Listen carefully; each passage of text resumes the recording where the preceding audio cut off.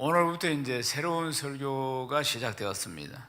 새로운 설교 시리즈의 큰 대주제는 세상에서 가장 아름다운 모임입니다. 새로운 시리즈 또 이 말씀을 통해서 큰 깨달음과 큰 은혜가 있기를 주의 이름으로 축원합니다. 새로운 시리즈를 이제 시작하면서 이제 초대교회, 우리 이제 초대 성경에 나오는 초대교회들이 어떻게 시작되었는가 하는 초대교회 모습들을 살펴봤습니다. 초대교회는 그때는 교회가 없었기 때문에 어떤 모델이 없었을 것이고, 그러면서 점진적으로 교회의 모습을, 오늘 이런 교회의 모습을 갖추어 나갔을 것입니다. 근데 그러니까 시행착오들도 많이 있었을 것이고, 또 어려움들도 많이 있었을 것입니다. 또 그런 가운데 성령께서 그 교회를 인도하시고, 그리고 또 예수님으로부터 3년 동안 양육을 받은 사도들의 가르침을 통해서 교회가 모습을 갖추어 가고 있었을 것입니다. 그래서 이제 우리도 다시 이제 우리 교회, 지금 우리가 신앙생활을 하고 있는데, 신앙생활이 대그룹 예배, 이렇게 다 함께 모여서 드리는 예배 두 날개, 하나는 전인적인 소그룹 예배, 셀가족 예배, 이 두 날개로 날아오르는 교회가 건강한 교회일지인데, 이번에 세상에서 가장 아름다운 모임, 이 주제는 소그룹, 셀가족 모임이 성경이 말씀하고 있는 가장 성경적이며 세상에서 가장 아름다운 모임으로 회복하는 것, 이것이 이번 시리즈 설교의 큰 대주제인 것입니다. 말씀을 통해서 큰 은혜와 깨달음이 있기를 주님의 이름으로 축복합니다. 사랑하는 여러분, 예루살렘 교회입니다. 예루살렘 교회는 그러니까 초대교회, 첫 번째 교회입니다. 첫 번째 교회는 어떻게 세워졌을까? 어떤 동기로 세워졌을까 하는 것입니다. 주님이 성천하시면서, 그리고 이제 성령을 기다려라, 그렇게 너희들 꼭 성령 받아야 된다. 그리고 나서 오순절에 성령이 임하고 난 뒤에 첫 번째 교회가 세워집니다. 할렐루야. 사랑하는 여러분, 예루살렘 교회가 첫 번째 교회입니다. AD 30년경에 세워진 첫 번째 교회입니다. 이 교회의 시작은 성령이 강림함으로, 사도행전 2장 1절에서 4절 말씀, 홀련히 하늘로부터 급하고 강한 바람 같은 소리가 있어 그들이 앉은 온 집에 가득하고, 마치 불의 혀 같은 것이 갈라지면서 보이고, 각 사람 위에 불의 혀가 같은 것이 갈라지면서 다 위에 임하고, 그래서 그들이 다 성령이 충만해서 성령의 말하게 하심을 따라서 다른 언어들로 말하기를 시작했다, 성경은 말씀하고 있습니다. 사랑하는 여러분, 그때가 오순절이었습니다. 오순절이라는 절기는 그들에게, 유대인들에게는 아주 중요한 절기입니다. 그래서 예루살렘, 성전이 있는 예루살렘에는 오순절 절기를 지키기 위해서 각 지역에 살고 있는 유대인들이 다 모여들었습니다. 그런데 성령을 받고 나서 어떤 일들이 일어났는가? 그 여러 나라에 살고 있는 유대인들이 오순절을 지키기 위해서 왔는데, 이들이 성령을 받고는 그들의 언어로 천국의 비밀을 전하기 시작했다는 사실입니다. 사도행전 2장 9절에서 11절 말씀 읽겠습니다. 우리는 메대인과 엘람인과 또 메소포타미아, 유대와 갑바도기아, 본도와 아시아, 부르기아와 밤빌리아, 애국과 및 구레네에 가까운 리비아, 여러 지방에 사는 사람들, 로마로부터 온 나그네, 곧 유대인과 유대교에 들어온 사람들과 크레데인과 아라비아인들이야, 우리가 다 우리의 각 언어로 하나님의 큰 일을 말함을 듣는도다 하고. 아멘. 여러 지역에서 왔습니다. 여러 나라에서 왔어요. 바데인도 오고, 메데인도 오고, 엘람인도 오고, 다 언어가 다릅니다. 각 지역마다 언어가 다르죠. 우리나라 이 조그마한 땅덩어리에 사는데도 불구하고 서로 말이 다 어느 정도 다 차이가 많이 나지 않습니까? 바데인, 메데인, 엘라민, 메소포타미아, 유대, 갑바도기아, 본도, 아시아, 부르기아, 밤빌리아 쭉 나옵니다. 여러 나라에서 다 왔습니다. 이 절기를 지키기 위해서 애국, 구레네, 그리고 리비아, 여러 지방 사람들, 로마, 그리고 또 유대인, 유대교에 들어온 사람들, 그레데인, 아라비아인들, 여러 나라, 그 사람들이 다 자기 언어로 하나님의 큰 일을 이들이 말하는 것을 듣게 되었다는 것입니다. 할렐루야.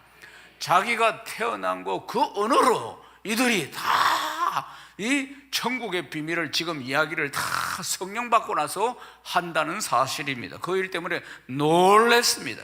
그래서 일부 사람들은 아니 이 사람들이 다 술 취한 거 아닌가? 정말 술 취한 거 비슷하게 해서 막 성령이 충만해서 그래서 막 그 나라 언어로 모두 다 비밀을 다 통역해서 이야기를 하는 것이겠죠, 말하자면. 그러니까 그들이 깜짝 놀랐다는 겁니다. 사도행전 2장 14절을 읽겠습니다.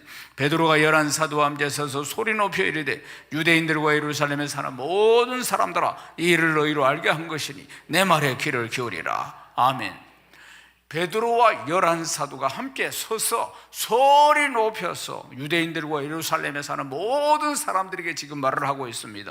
이전까지, 이 일이 있기 전까지, 성령을 받기 전까지 그 베드로와 11 사도들은 어떤 모습이었습니까? 그들은 문 꼭꼭 잠그고 숨어 있었어요. 벌벌 떨면서. 베드로는 예수님 십자가에 달리실 때 3번 모른다고 부인한 사람입니다. 나머지는 다 도망갔어요. 그런 사람. 그때는 예수님의 제자들은 다 똑같이 잡아서 십자가에 다는 그런 아주 무시무시한 분위기였기 때문에 그런 거 아니겠습니까? 그러니까 살려고 부인하기도 하고 도망가기도 하고, 그래서 부활하신 주님을 만났지만은 그들은 그곳에 모여서 문고리 잡고 누가 올까봐 두려워서 벌벌 떠면서 주님이 성천하시면서 성령을 받아야 한다, 너희들 성령을 받아야 된다, 성령을 받아야 된다, 그 말씀 앞에서 그들이 모여서 나가지도 못하고 전혀 기도에 힘써서 열흘 만에 성령을 받은 것입니다.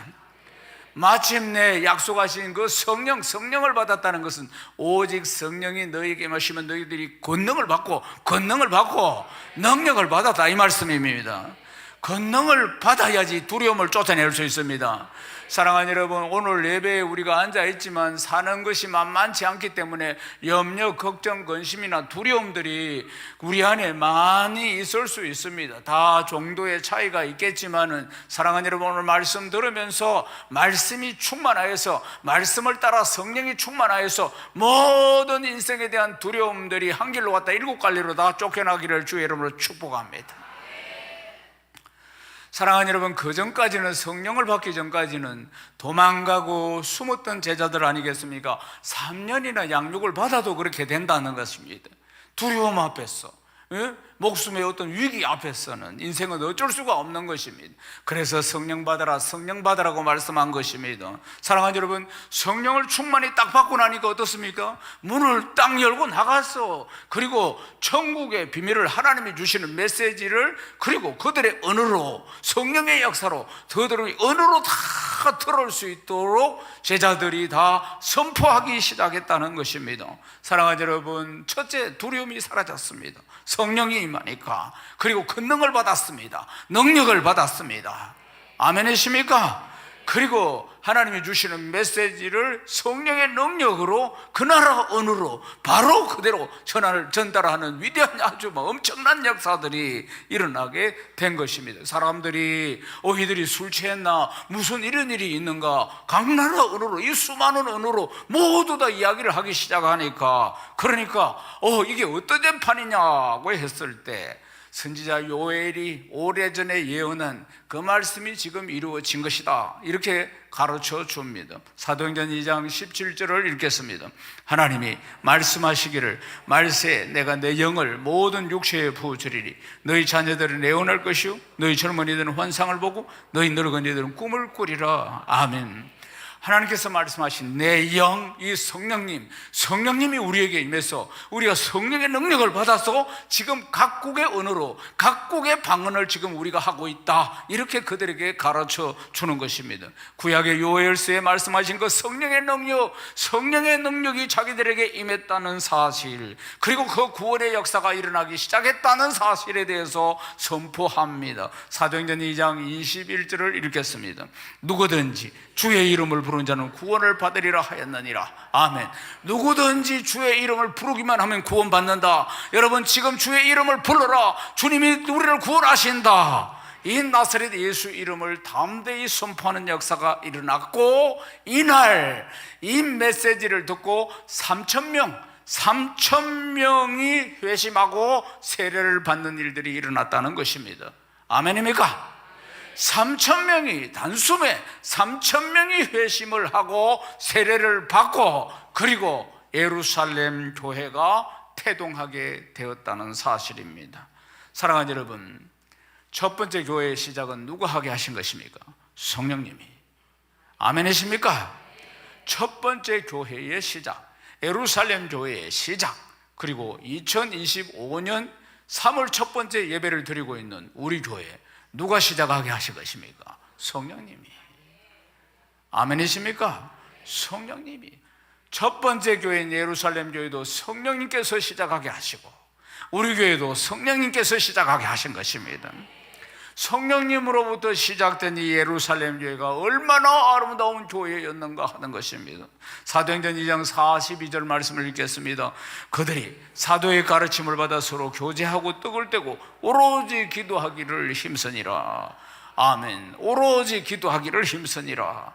먼저 그들은 사도의 가르침을 받습니다. 사도들은 3년 동안 예수님의 가르침을 받은 제자들입니다. 사도의 가르침을 받고 그리고 사도들은 성령의 충만한 분이고 성령의 인도하심을 받는 분들입니다. 그래서 사도의 가르침을 받고 그리고 성령 가르침 앞에 순복하는 교회가 되고, 그래서 예루살렘 교회는 자연스럽게 기도에 힘쓰는 교회, 오로지라고 붙었습니다. 오로지, 오직 기도에 힘쓰는 교회가 되었다는 것입니다. 사도행전 2장 43절을 읽겠습니다. 사람마다 두려워하는데 사도들로 말미암아 기사와 표적이 많이 나타나니. 사도들로 말미암아 기사와 표적이 많이 나타납니다. 이것도 다 강력한 성령의 역사하심이 일어나고 있는 아름다운 교회의 모습임을 볼 수가 있습니다. 사도행전 2장 44절에서 45절을 읽어보겠습니다. 믿는 사람이 다 함께 있어 모든 물건을 서로 동용하고 또 재산과 소유를 팔아 각 사람의 필요를 따라 나누어 주며. 아멘. 예루살렘 교회 첫 번째 교회, 이 지상의 첫 번째 교회인 예루살렘 교회가 얼마나 아름다운 교회인가. 사랑하는 여러분, 아름다운 교회로 불리우는 결정적인 이유가 바로 방금 읽은 이 말씀인 것입니다. 믿는 사람들이 다 함께 있고 그리고 모든 물건을 서로 네 것 내 것 따로 구분하는 것 없이 통용하고 재산과 소유를 다 팔아서 각 사람의 필요를 따라서 다 나눠주는 아름다운 사랑, 아름다운 섬김의 모습들을 이 말씀 가운데 발견할 수가 있습니다. 사랑하는 여러분, 우리 인간은 죄인입니다. 뼛속까지 새까만 오골개와 같은 죄인이에요. 죄인 안에 들어있는 게 뭡니까? 욕심입니다. 내가 더 가지고 싶어하는 욕망이 우리 안에는 항상 있는 거 아니겠습니까? 육신의 정욕과 안목의 정욕과 이 세상의 자랑이 숨 끊어지는 그날까지 있습니다. 더 가지고 싶고 더 누리고 싶은 욕망들이 우리 안에는 본능적으로 있는 죄인이라 그 말입니다. 그런데 그 욕망이 어떻게 해서 사라집니까? 내가 더 가지고 싶고 더 누리고 싶은 이 욕망들이 초대교회는 보니까 믿는 사람들이 다 함께 있어 모든 물건을 서로 동용하고 모든 재산과 소유를 다 팔아서 각 사람의 필요에 따라서 서로 나누어주고 유무상통하는, 상호 책임지고 상호 호존하는 정말 유토피아와 같은 아름다운 모습, 천국에서나 볼 수 있는 모습이 이 땅에서 초대교회 때 이루어졌다는 것 아니겠습니까? 사랑하는 여러분, 무엇이 이런 아름다운 교회를 만든 거겠습니까? 어떻게 이렇게 나눌 수가 있습니까? 어떻게 이렇게 욕심 많은 인생들이 욕심을 다 내려놓고 섬길 수가 있다는 것입니까? 성령이 충만했기 때문입니다. 성령이 충만했기 때문에 이 본능이 사라진 것입니다. 더 가지고 싶은, 소유하고 싶은 이 욕심, 이건 본능인데 배가 고프면 먹고 싶은 것처럼 본능이 사라졌다는 건 아니겠습니까? 성령의 능력이 아니고는 이것은 불가능한 이야기입니다. 이때 또 어떤 사건이 일어났는가? 바나바라는 초대교회 사람이 다 이렇게 자기 재산을 다 팔아서 모든 걸 다 가져와서 서로 나누고 섬기는 이런 가운데 초대교회 성도들이 바나바를 그렇게 존경하고 사랑하는 거예요. 그러니까 아나니아와 삽비라라는 부부가 우리도 저렇게 존경받고 사랑받고 싶다. 교회 공동체 안에서 누구나 사람은 다 존경받고 사랑받고 싶은 마음들이 있습니다. 그러니까 그 마음이 간절하니까 우리도 다 팔아서 가져와서 다 그냥 교회 앞에 바쳐보자. 그렇게 두 사람이 마음을 먹었습니다. 마음을 먹었는데 근데 정작 집을 팔고 밭을 팔고 다 팔아서 돈을 손에 딱 쥐니까 마음이 달라진 겁니다. 돈을 딱 쥐니까 아이고 이걸 다 주고 나면 우리 어떻게 사나 이런 생각이 든 겁니다. 처음 마음이 하고 두 번째 마음이 이제 달라진 것이. 그래서 일부를 감추고 그리고 이걸 사도들 앞에 가져옵니다. 가져와서 이제 베드로 사도가 묻습니다. 이게 전부냐? 그러니까 예, 전부입니다. 그래서 성령을 거스려서 그 자리에서 죽습니다. 그 자리에서 이 부부가 차례대로 탁탁 죽습니다. 사랑하는 저는 그 말씀을 다 보면서 진짜 하나님의 은혜가 크다. 우리는 초대교회로 돌아갔다면 저를 비롯해서 살아있을 사람이 아무도 없겠다. 그때 상징적으로 하나님께서 한번 다루신 것입니다. 상징적으로 교회를 세우실 때, 그때 초대교회를 세우실 때 성령을 거스르지 마라, 성령을 속이지 마라, 그걸 가르쳐주기 위해서. 그래서 이 사건이 한번 터진 것입니다. 성령을 거스린 것이니까. 그러니 사랑하는 여러분, 초대교회 때 이런 일들도 있었습니다. 또 이런 또 함께 서로 나누는 아름다운 모습들도 있었습니다. 어떻게 사람의 의지로 가능하겠습니까? 성령이 하셔야 되는 것입니다. 성령이 하시지 않고는 우리 안에 욕심이 사라질 수가 있겠습니까? 우리 안에 소유욕이 어떻게 사라질 수가 있겠습니까? 죽을 때까지도 손을 놓지 못하고 꼭 쥐고 가는 게 우리 인생 아니겠습니까? 사랑하는 여러분, 주의 영이, 성령이 우리 셀가족 모임에 충만히 임해야 할 줄로 믿습니다. 그래야지 세상에서 가장 아름다운 모임으로 회복할 수가 있는 것입니다. 사랑하는 여러분, 이 예루살렘 교회의 첫 번째 교회가 우리에게 들려주는 의미가 굉장히 큽니다. 그 큰 의미는 뭐냐면 대그룹 예배 너무 좋습니다. 선인적인 셀가족 모임, 우리가 모여서 가지고 있는 이 수요일마다 때로는 우리가 정한 날에 함께 모이는 셀가족 예배의 모임은 모델이 어디에 있느냐? 사도행전 2장 42절에서 47절 이 예루살렘 교회의 소그룹의 모임이라는 사실입니다. 사랑하는 여러분, 그러면 이제 우리는 모든 매너리즘을 다 내려놓고 신앙생활을 오래 하다 보면 매너리즘이라는 게 있습니다. 저는 모태로부터 예수를 믿어서 대대로 예수 믿는 집안에서 목회자가 30여 명 이상 되는 집안에서 제가 자랐습니다.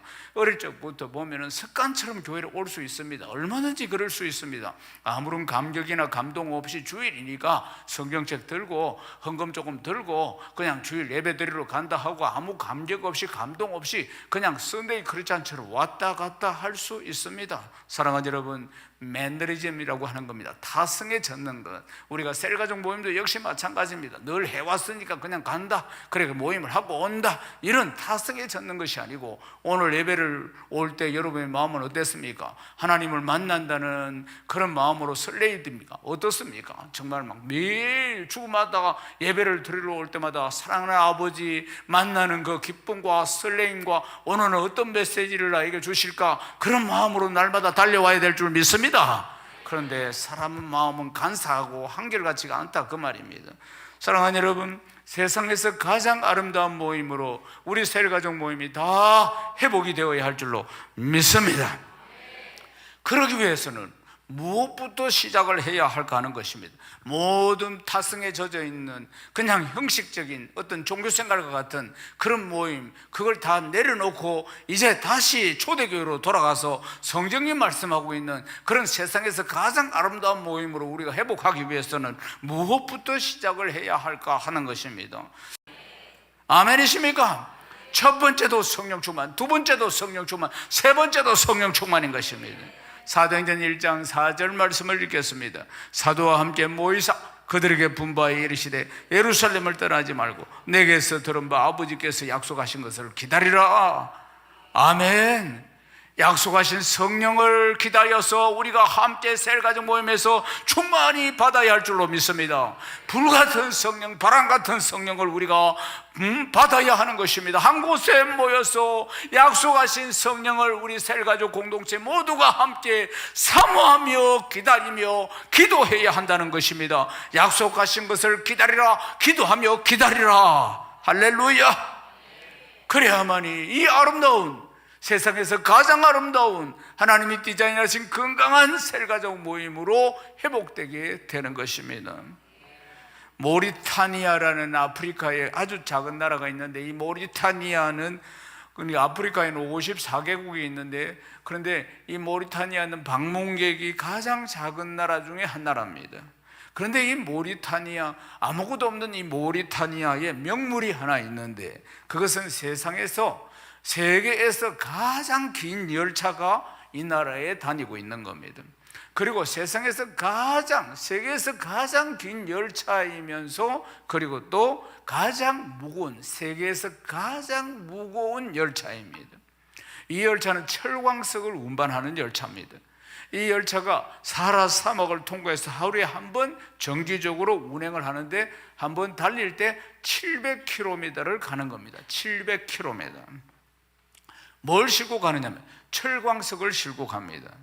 이 아프리카 사하라 사막을 관통해서 이제 저게 광산이 있는데, 주에리트라는 곳에 깊은 광산에서 철광석을 캐가지고 이걸 다 열차에다 다 싣고 이제 700km로 나르는 겁니다.